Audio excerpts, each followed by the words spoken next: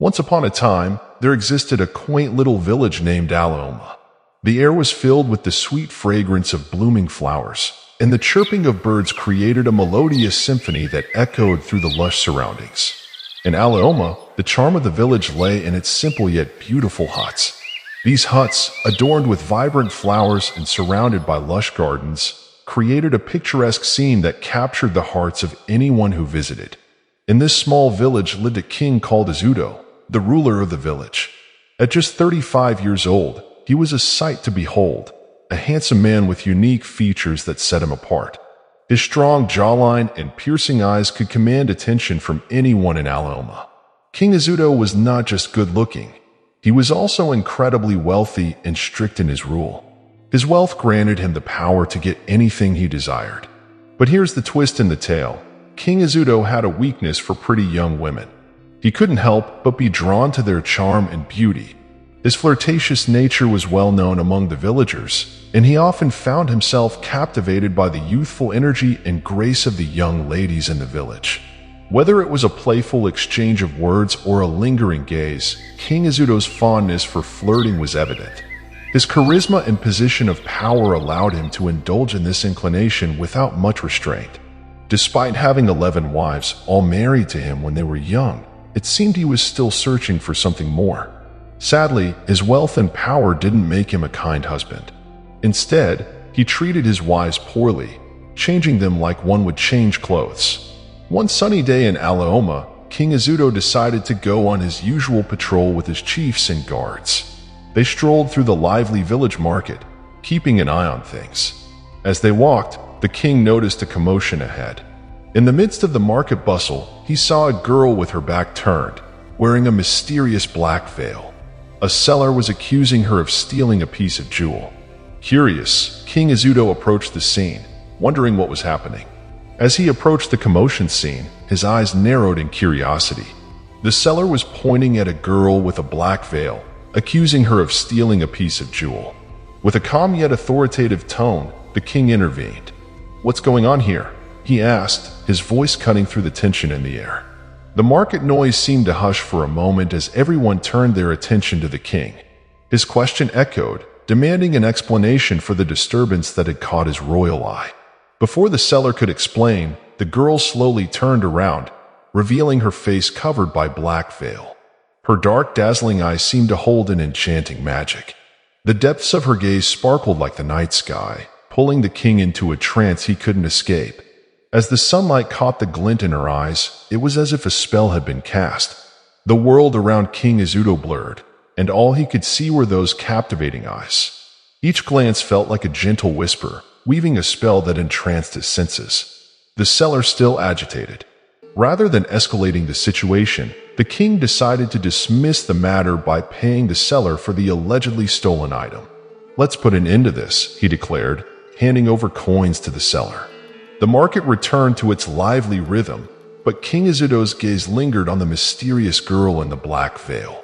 With the commotion settled, the king turned his attention to the girl and asked in a calm, gentle voice, "What is your name?" The girl, her eyes reflecting both gratitude and curiosity, replied softly, "My name is Amaka." King Ezeudo continued the conversation, inquiring about her background. Amaka shared that she lived just a few blocks away, an orphan who lived in a small hut fending for herself. As she spoke, the king found himself captivated not just by her story, but by the genuine warmth in her eyes. The king, captivated by her presence, expressed a desire to see her again. "I would like to see you again," he admitted, his tone both earnest and intrigued. "Can we meet later this evening when I come to visit you at your home?" Amaka, surprised yet flattered, agreed. As the evening shadows blanketed Alaoma, King Ezeudo, escorted by just one of his guards, made his way to Amaka's house. The village was quiet, and the only sounds were their footsteps echoing in the darkness. Arriving at Amaka's house, the king knocked on the door 3 times, but there was no response. As he knocked for the 4th time, finally, an older voice queried from within, "Who is there?" "It's me, King Ezeudo. I'm here to see Amaka," he replied. The older voice acknowledged, "Wait a moment, let me call for her." Behind the closed door of Amaka's house, Amaka spoke.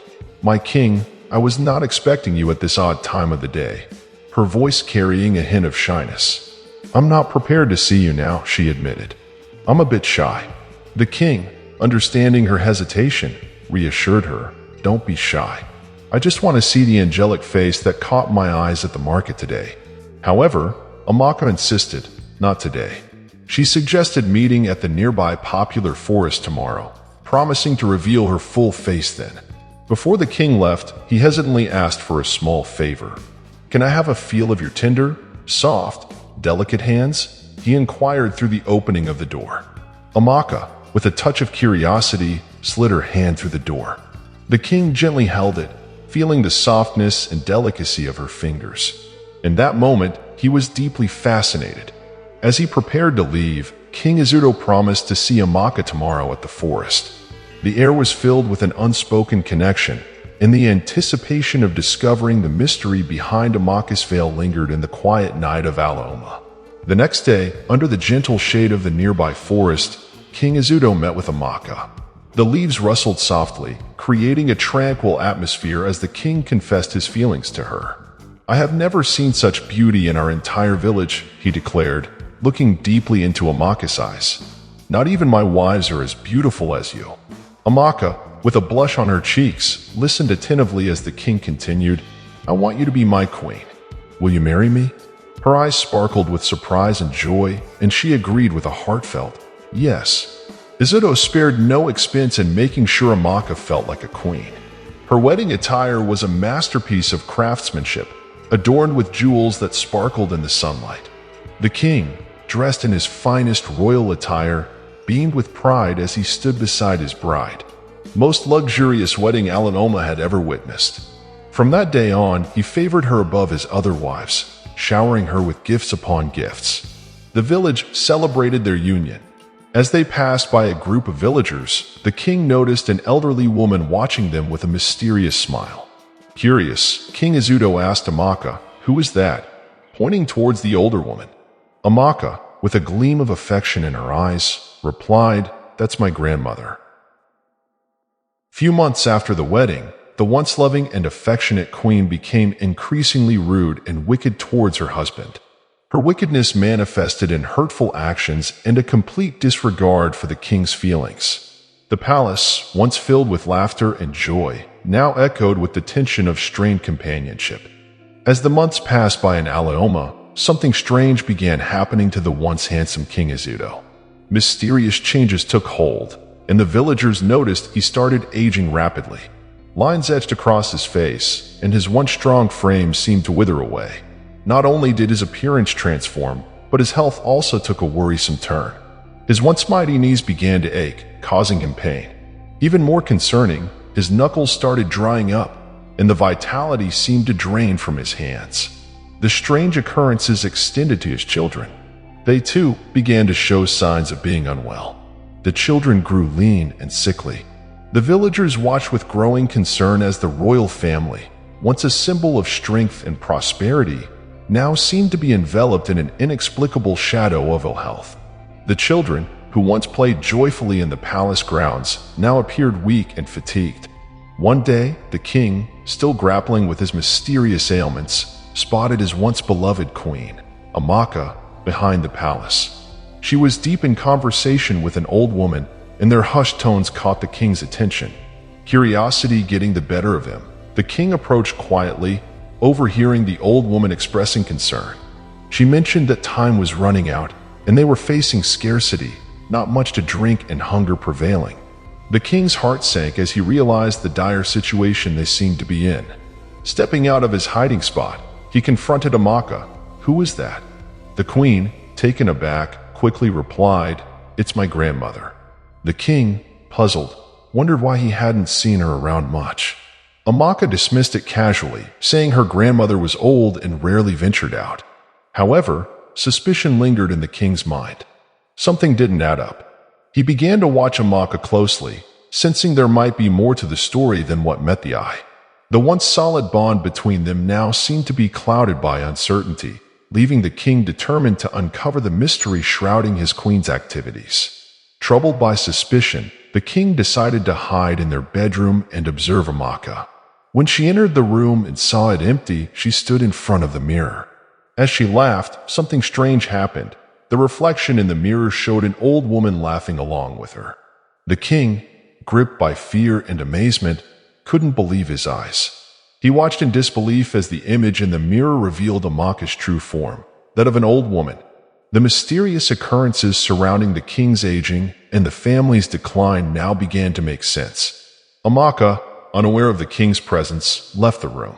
Fueled by a mixture of fear and determination, the king decided to follow her later that night. His quest for answers led him to the forest where they had once met, the same place where their love story had begun. The shadows in the forest held the key to the unfolding mystery that had cast a dark cloud over Alaoma. Despite his poor health and aching knees, the determined king followed Amaka to the dark forest. As he entered, what he witnessed nearly made him pass out with fear and astonishment. In the shadowy forest, the king saw a gathering of old women, including Amaka, who revealed her true form as an older woman. They were laughing in circles, holding calabashes filled with a mysterious substance that looked like blood. In unison, they declared, "We will drink till forever," and erupted into laughter. The king, paralyzed with fear, couldn't believe his eyes. The strange scene in the forest unfolded before him like a surreal nightmare. Fearing for his life, he rushed back to the palace, his mind swirling with the unsettling discovery of Amaka's true identity and the mysterious gathering in the eerie forest. The next day, the king, troubled by what he had witnessed in the forest, called for an emergency meeting at his palace. In the midst of the gathered villagers and chiefs, he summoned Amaka, his anger evident. Amaka, taken aback, approached hesitantly. The king sternly asked her to confess the truth behind his and the children's declining health. She attempted to lie, but the king, determined to reveal the reality, brought forth the mirror. To everyone's shock, the reflection in the mirror unveiled an old woman instead of Amaka. The truth was laid bare, and Amaka, beaten mercilessly by the guards, started crying and confessed. She revealed a chilling tale. She and the other old women colleagues have been living in the village for over 200 years. They appeared as beautiful women, enticing people with their charm. Their secret involved drinking blood from their victims to stay young for an extended period. However, the cost was high, as their victims would eventually become sick, age rapidly, and then meet their demise. The revelation stunned the villagers, as Amaka tearfully explained how they sustained themselves by living long on earth, always appearing beautiful while leaving a trail of suffering in their wake. The once beloved queen now stood exposed, and the villagers grappled with the shock of learning the dark secret that had plagued their village for centuries. Faced with the shocking truth, King Ezeudo couldn't ignore the evil that Amaka and the old women had brought upon the village. The king banished Amaka and the other old women from the village. As the months unfolded, something miraculous happened. The king's health, along with that of his children, began to improve. The once ailing monarch, now liberated from the sinister influence, regained his vitality. He transformed back into the most energetic and handsome king, as he once was. Having endured the traumatic experience, King Ezeudo chose not to marry another wife again. Instead, he treated his 11 wives with love, care, and equal attention. The palace, once shrouded in fear, became a haven of peace and harmony. The village, freed from the clutches of Amaka and her companions, flourished once again. The people felt safe, and a sense of tranquility returned to Alaoma. The scars of the past slowly faded, and the villagers could finally look forward to a brighter future under the benevolent rule of their revitalized king.